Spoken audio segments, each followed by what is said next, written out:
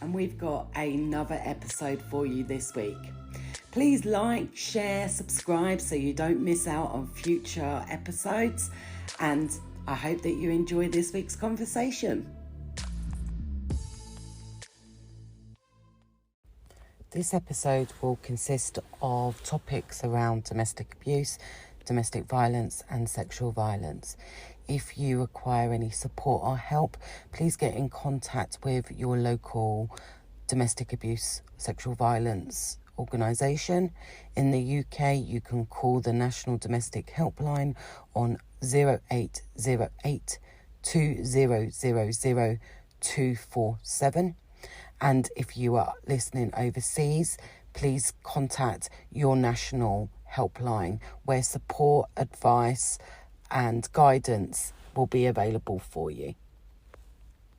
My name is Clare Addison. I'm one of the specialist nurses in the adult safeguarding team here at Surrey and Sussex Healthcare NHS Trust, and I'm sitting today over a nice cup of tea and coffee between us with Shireen, our domestic abuse advocate. Shireen, you get involved in the whole range of domestic abuse scenarios that we see within our patient caseload. What are you particularly seeing at the moment in terms of who might be affected by domestic violence? It's a great question to start, Claire. I think that there's a misconception that domestic abuse just happens in younger people, or those that are demographically categorised as single mothers or come from poorer backgrounds. But domestic abuse and domestic violence is so much broader than that. It affects absolutely anybody, actually what we see in this hospital is that those national statistics that we see in the news actually is correlating into the local data. So we see an equal amount of referrals for those under 40 than we do for those that are over the age of 40. So it's an equal split. So there is no, it happens in this demographic more than it happens in that demographic. I think that, that it can be harder to spot in older people, for example, because their behaviours might not be as outwards than if you were younger and you were dealing with that outward trauma. So I guess that to answer that is that it happens and we see it on a daily basis, that from every age group really. So we have to be careful that we're not pigeonholing people and going, they're going to fit my demographic. Because actually, and what we say within our training is that if we're of that mindset, then we're going to be missing out on a whole load of people that need our help and our support. So our data is showing, isn't it, that we are seeing older adults being in situations where there is domestic abuse. How are we picking up on those cases, and what do we think are the root causes to some of those situations? Well, interestingly, I don't think it's a default of any of us that we go and ask an older person about abuse. It's not something that we necessarily think that would be happening. We think that somebody has got into their retirement age, for example, and they're having a nice, cosy little life. I know that but definitely, my eyes have been widened since being exposed to more older people experiencing domestic abuse. I think that some of the things that we see here is somebody that's suffering from dementia, for example, and that patient has come in because of a health crisis, but it then happens to be that patient's partner or husband or wife, or even children that are disclosing to the healthcare staff, actually, I'm very worried about the other parent at home. And so And so we wouldn't necessarily know that information because we're looking at the patient that's coming in front of us, but then we're being told by, you know, family members, actually I don't want that person back home because I can't cope, for example. You know, and then we see those that are suffering from dementia, and quite advanced dementia, that are coming in with health issues, but then there are physical signs of domestic abuse.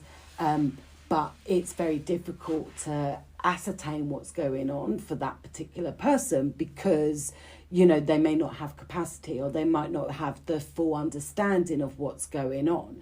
And so if I'm being completely honest, I think it is down to the healthcare professional to pick up on the signs and go, oh, something's a little bit off here, or this person's made this comment, but I don't really know what they mean by that.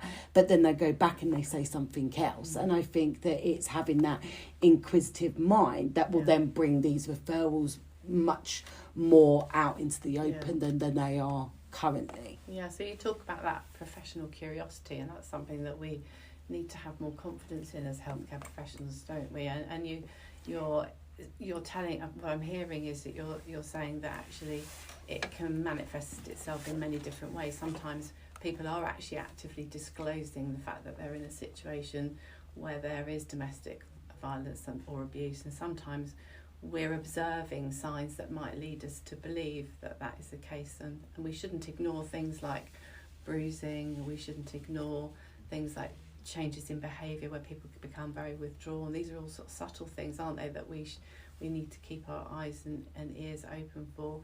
Have you got any tips for us as healthcare professionals around picking up domestic abuse in older adults particularly? Well, I'm not a healthcare professional, but I know that as I'm getting older that my skin is starting to become thinner and I'm bruising more easily. So not every bruise is going to be as a result of domestic abuse.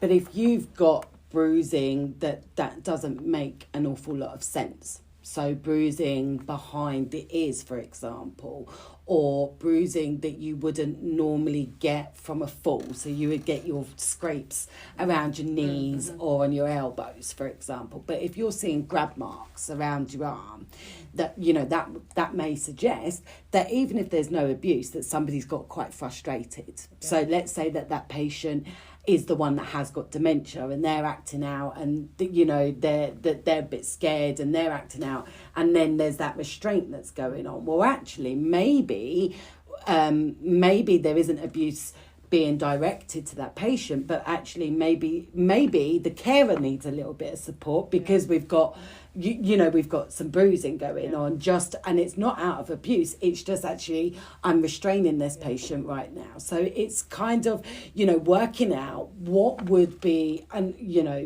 what would be normal presentations in older people to what wouldn't be. Now, it doesn't really matter what age you are.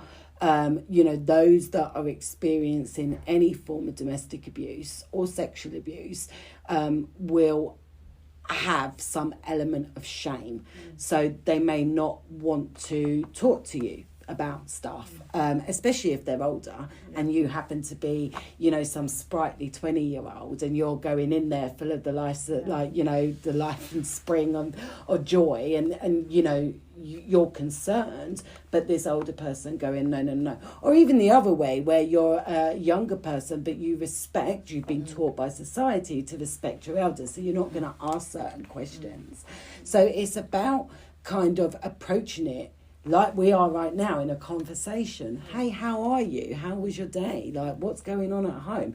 And then kind of exploring. And I know we don't all have the time to be able to sit there for hours and hours and hours to, decipher people's lives. But, it is that questioning. It's about actually what's going on here for this person. This person's made this comment, or this person is acting in this way. So, an obvious example of that would be, a very elderly lady came into the hospital. She was in her 90s. She had advanced Parkinson's or dementia, but she came in with significant bruising.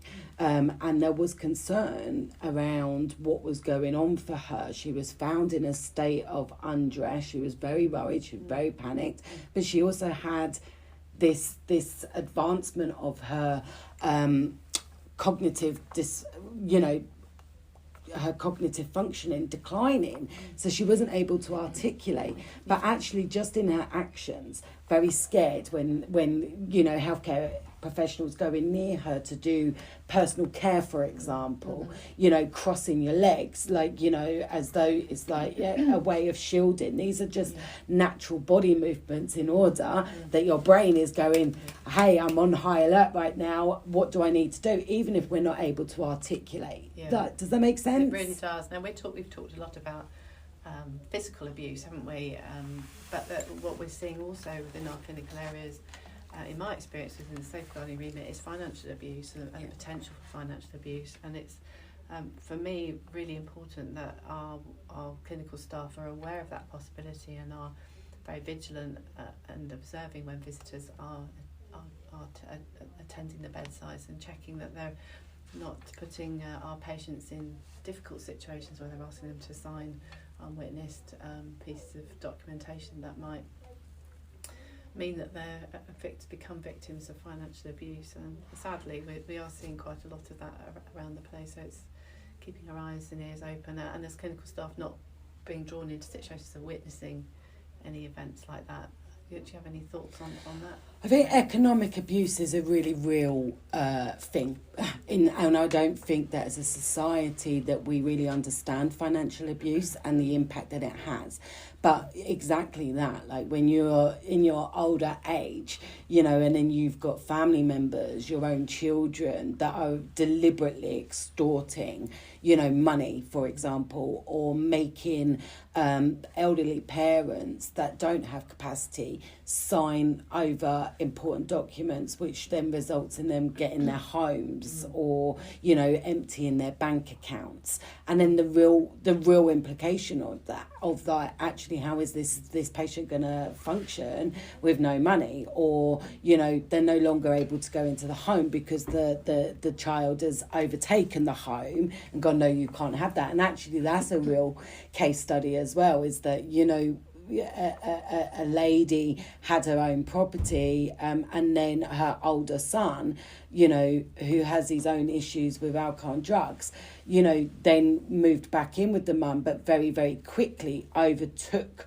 her home, and where she felt like a prisoner in her own home. And then that manifested into him being able to access her bank accounts and her eBay accounts, and actually, so I think we have to be that there are some serious consequences of financial abuse, and it isn't just a case of somebody just taking, £10, £100, £15, whatever it is. This is a significant amount of money that is going to leave somebody in a really dire situation, and that person may or may not have wanted that child or that family member to have that. And I guess within the safeguarding team, you would see that quite a lot, where you've got people claiming that they're the favourite child, or family members, and actually how do you...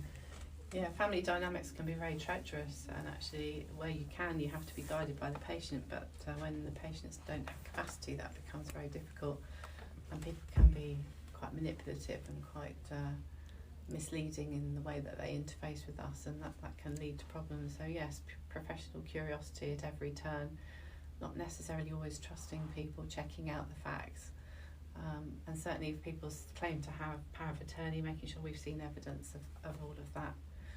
So we've covered a huge amount of ground today. We could go on forever, but I guess on this particular podcast, we just wanted to try and focus a little bit on senior domestic abuse.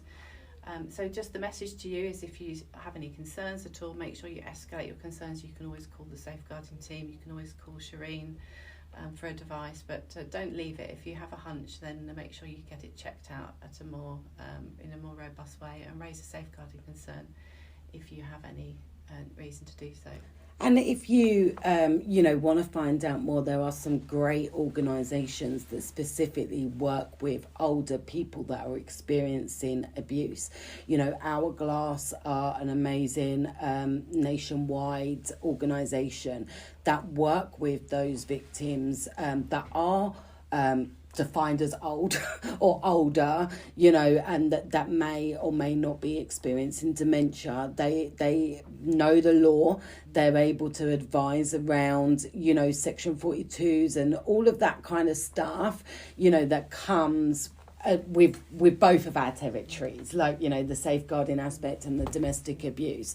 I guess that my final thought is that, elder abuse is not a new thing, but it seems to be a new phenomenon that we are being exposed to. And there is continually research into older abuse and what that looks like, and actually how many are impacted by it. So, I just kind of want to end by saying, just because somebody is over the age of 40 doesn't mean that they're not going to experience domestic abuse. Just because somebody is in their 60s doesn't mean that somebody isn't going to be experiencing domestic abuse. And if there are indicators of abuse or somebody has said something to you, then do just follow that up. Thanks very much, Shireen. And that's the conclusion of this week's podcast. And you've just listened to this week's episode. I hope that you've enjoyed the conversation this week. Feel free to like, share, subscribe so you don't miss out. And I'll see you next time.